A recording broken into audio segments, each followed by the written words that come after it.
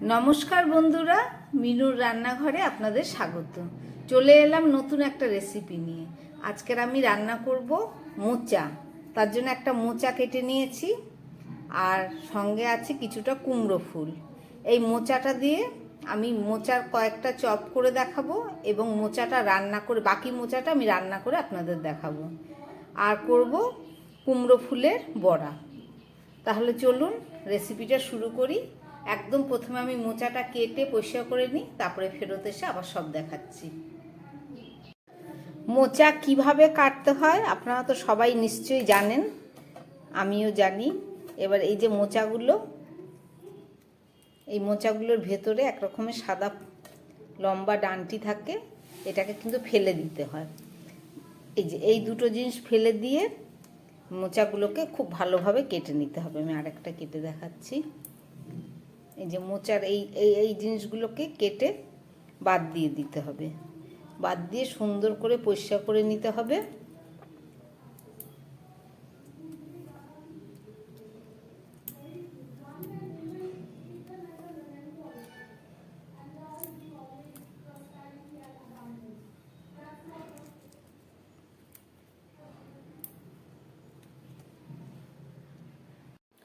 মোচাগুলো আমি কেটে নিলাম। এবার এই মোচাগুলোকে, এই যে দেখুন, এই মোচাটা এবার গোটাই কাটবো।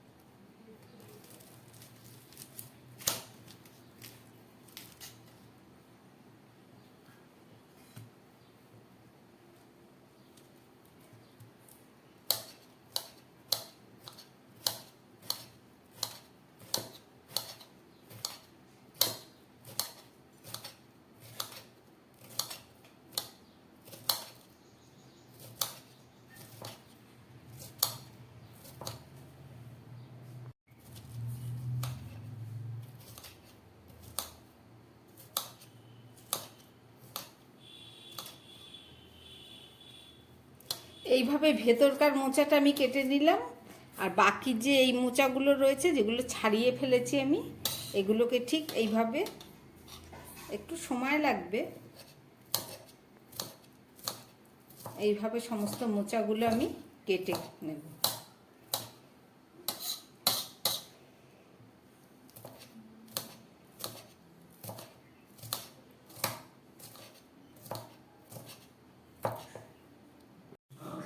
মোচাগুলো সব এই ঠিক এইভাবে কেটে নিলাম। এবার চলুন এই মোচাগুলোকে আমি একটু সিদ্ধ করে নেব। তার জন্য একটা প্রেসার কুকার নিলাম। এই প্রেসার কুকারের মধ্যে আমি মোচাগুলো দিয়ে দিচ্ছি।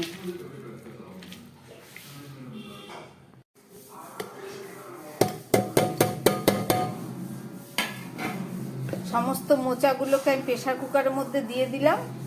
এবারে এর মধ্যে দিয়ে দেবো সামান্য পরিমাণ নুন, দিয়ে দিচ্ছি সামান্য পরিমাণ হলুদ। নুন আর হলুদ দিয়ে মোচাটাকে অল্প জল দিয়ে আমি ভালো করে সিদ্ধ করে দেব। তাহলে চলুন মোচাটাকে একটা সিটি দিয়ে সিদ্ধ করে নিই। নুন হলুদ দিয়ে সিদ্ধ করার আগে আমি এই মোচার মধ্যে 4টে আলু দিয়ে দেবো সিদ্ধ করার জন্য। গোটা গোটা খোসা সমেত 4টে আলু দিয়ে দিলাম। এই আলুগুলো একেবারেই সিদ্ধ হয়ে যাবে। তাহলে চলুন সিদ্ধ করে নিচ্ছি। প্রেসার কুকারটাকে আমি গ্যাসে বসিয়ে দিলাম। এখন অপেক্ষা করব একটা সিটির জন্যে। তাহলে চলুন বাকিগুলো সব গুছিয়ে নিই।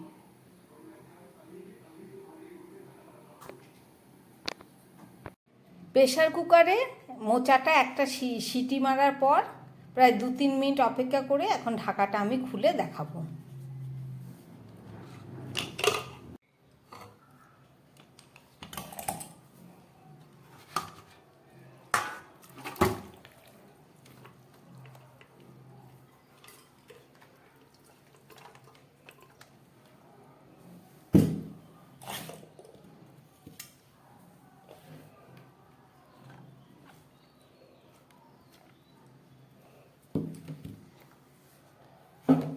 আলু আর মোচাটা আমার সিদ্ধ হয়ে গেছে।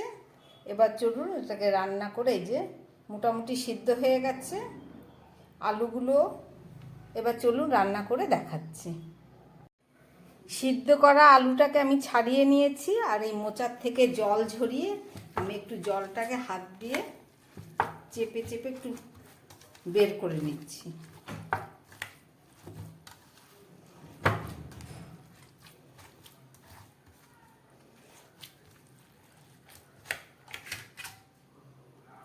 এই দেখুন মোচার কত কালো জল হয়ে গেল। এবার আমি এর থেকে এই সামান্য কিছু মোচা আমি রেখে দিচ্ছি, এটা দিয়ে মোচার চপ করবো, আর বাকিটা, আর সঙ্গে দুটো আলু রাখলাম, এই দুটো দিয়ে আমি মোচার চপ করবো, আর বাকি এই আলু দুটো দিয়ে এই মোচাটা রান্না করে আপনাদের দেখাবো। তাহলে চলুন রান্না শুরু করি। মোচা রান্না করার জন্য আমি একটা কড়াই বসিয়ে দিয়েছি, কড়াইটা গরম হয়েছে, আমি দিয়ে দিচ্ছি এর মধ্যে সামান্য তেল।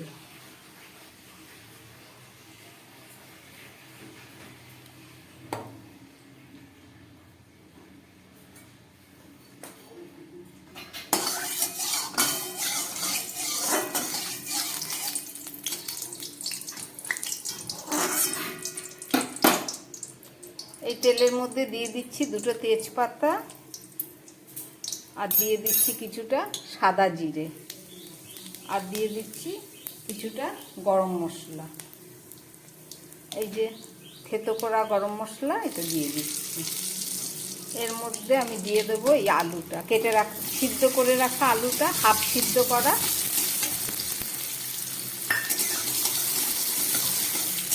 আলুটাকে খুব ভালো করে ভেজে নেব। আলু ভাজাটা হয়ে এসছে, এবার দিয়ে দিচ্ছি হাফ চামচ আদা বাটা,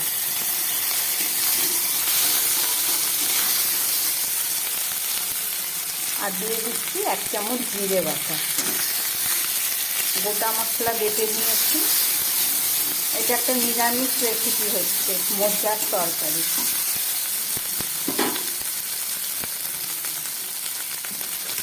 এবারে দিয়ে দিচ্ছি সিদ্ধ করে রাখা মোচা।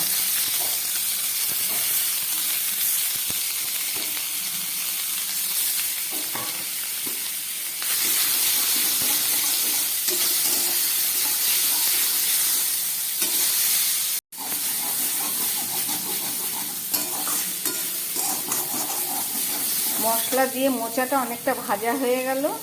এবার দিয়ে দিচ্ছি পরিমাণ মতো নুন। আগে সিদ্ধ করার সময় খানিকটা নুন দেয়া ছিল, যদিও জল ফেলে দিয়েছি। এবার দিয়ে দিচ্ছি একটু হলুদ, জিরে, আদা বাটা আর নুন হলুদ দিয়ে আমি মোচাটা কষিয়ে নিচ্ছি।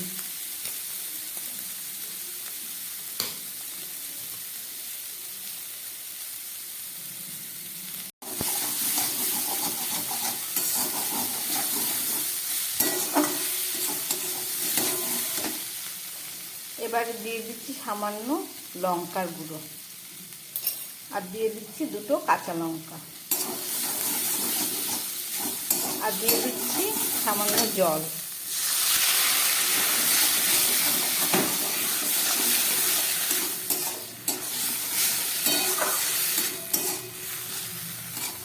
আলুটা এখনো পুরো সিদ্ধ হয়নি, আর একটু জল দিলাম।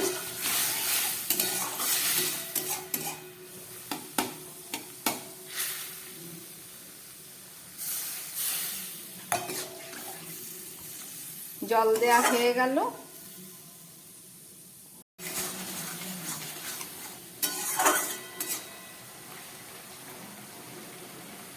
মোচার তরকারিটা ফুটেও 2-3 মিনিটের জন্য রান্না করব। চলুন ঢাকাটা দিয়ে দিচ্ছি, 2 মিনিট পরে ফেরত এসে দেখাচ্ছি। 2-3 মিনিট পরে ফেরত আসলাম মোচা ঢাকা দেওয়ার। এবার খুলে দেখাচ্ছি।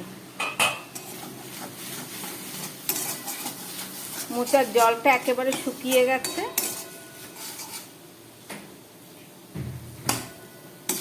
আলুগুলো একদম সিদ্ধ হয়ে গেছে। আমার মোচাটা রেডি হয়ে গেছে। এবার দিয়ে দিচ্ছি সামান্য ঘি, নিরামিষ মোচার তরকারি, আর দিয়ে দিচ্ছি সামান্য পরিমাণ মিষ্টি। চিনি আপনারা যারা পছন্দ করেন তারা দেবেন, আর যারা করেন না তারা দেবেন না, কিন্তু একটু মোচার তরকারিতে মিষ্টি মিষ্টি দিলে ভালো লাগে।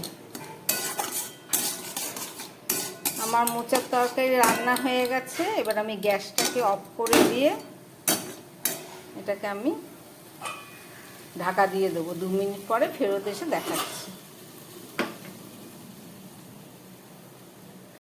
মোচার তরকারি রান্না হবার 2 মিনিট পরে ফেরত আসলাম। এবার ঢাকা খুলে দেখাচ্ছি। রান্না করলাম নিরামিষ মোচার তরকারি। রেসিপিটা আপনারা দেখলেন, আশা করি আপনাদের ভালো লেগেছে। এইভাবে মোচার তরকারি রান্না করে গরম ভাতে, রুটি, পরোটা সব কিছুর সঙ্গে খেতে পারবেন। কিছুটা মোচার তরকারি করেছি, আর কিছুটা মোচা এই যে বাটির মধ্যে রেখে দিয়েছিলাম, চপ করে দেখাবো বললাম। এবার চপটা করছি। প্রথমে একদম ভালো করে চিপে এটাকে শুকিয়ে নিয়েছি। এবার এই সিদ্ধ করা আলু এর মধ্যে দিয়ে দিচ্ছি। আলুটা সিদ্ধ করে রেখেছিলাম।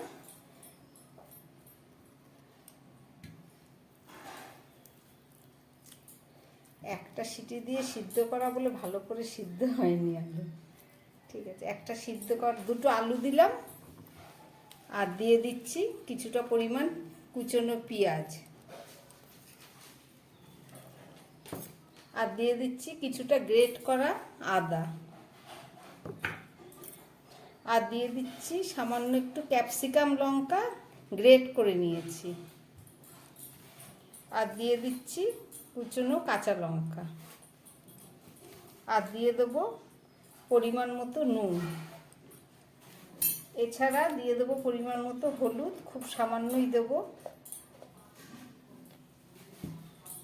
আর দিয়ে দেবো স্বাদ অনুযায়ী মিষ্টি। মোচার চপ একটু মিষ্টি মিষ্টি না হলে ভালো লাগবে না। এছাড়া দিয়ে দেবো কিছুটা গরম মশলার গুঁড়ো।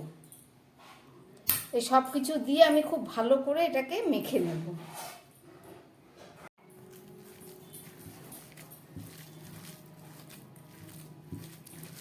আলু, পেঁয়াজ, কাঁচা লঙ্কা, নুন, হলুদ, গরম মশলা সব কিছু দিয়ে আমার মোচাটা ভালো করে মাখা হয়ে গেল। এবার এর থেকে টুকরো টুকরো করে আমি লেচি কেটে নেব।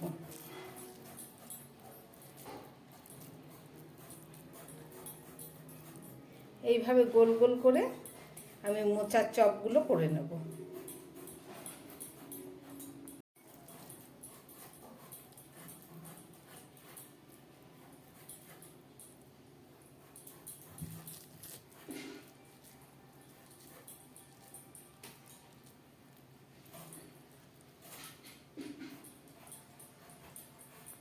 মোচার চপগুলোকে আমি গোল গোল করে নিয়েছি, আমার রেডি হয়ে গেছে। এবার চলুন বেসন গুলে নেব।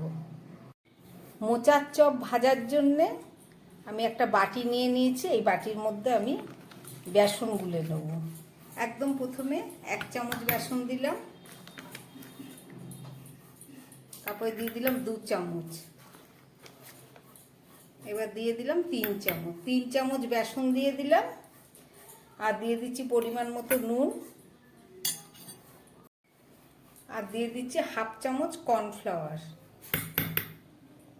এছাড়া দিয়ে দিচ্ছি খুব সামান্য পরিমাণ হলুদ। এবার এটাকে খুব ভালো করে আমি মিশিয়ে মেখে নেব। একটু জল দিয়ে দিলাম।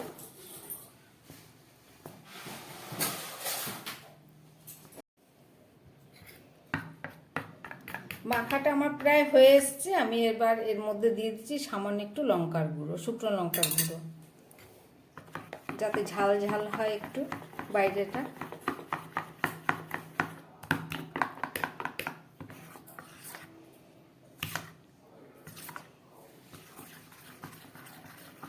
আমার রেডি হয়ে গেল। এবার চলুন ভেজে দেখাচ্ছি।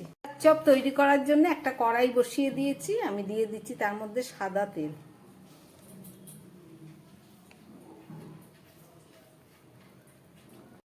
কড়াইয়ের মধ্যে তেল দেয়া হয়ে গেছে। এবারে আমি এই বেসনগুলোর মধ্যে এই চপের মণ্ডগুলো দিয়ে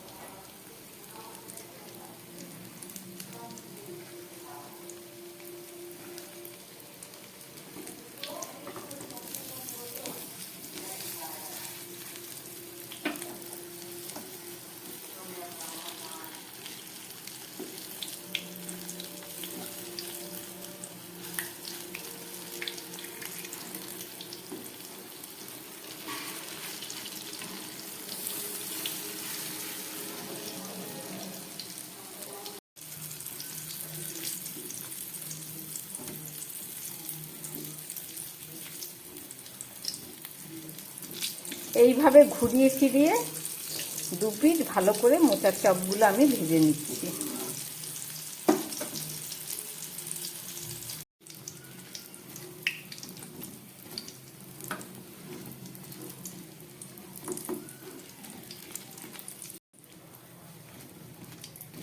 আমার মোচার চপগুলো ভাজা হয়ে গেছে, আমি এবার এগুলোকে তুলে ফেলছি।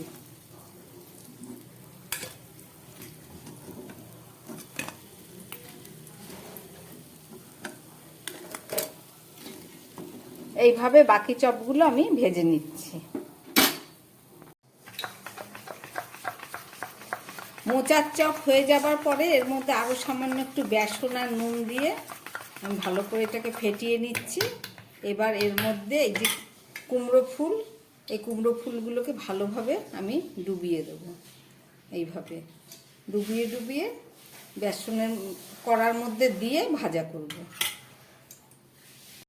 এদিকে কড়ার তেলটা গরম হয়ে রয়েছে, এর মধ্যে আমি দিয়ে দিচ্ছি এই কুমড়ো ফুলের বড়া করছি।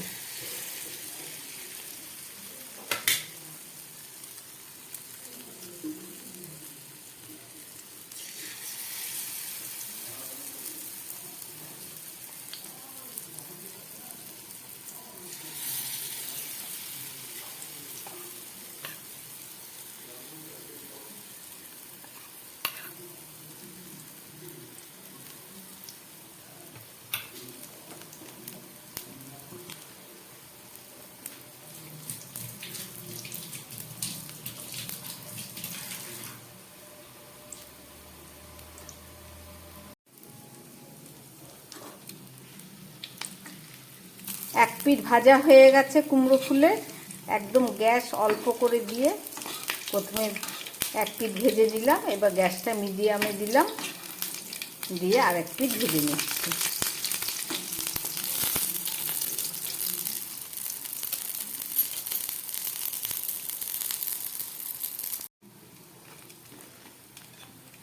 কুমড়ো ফুলের বড়াগুলো হয়ে গেছে, এবার চলুন তুলে ফেলি।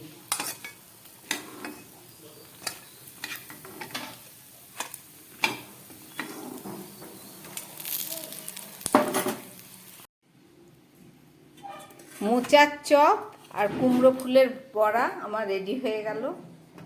আপনারা দেখলেন রেসিপিটা, আর সঙ্গে আছে এই যে মোচার তরকারি, কুমড়ো ফুলের বড়া আর মোচার চপ। সব রেসিপিগুলো আপনারা দেখলেন।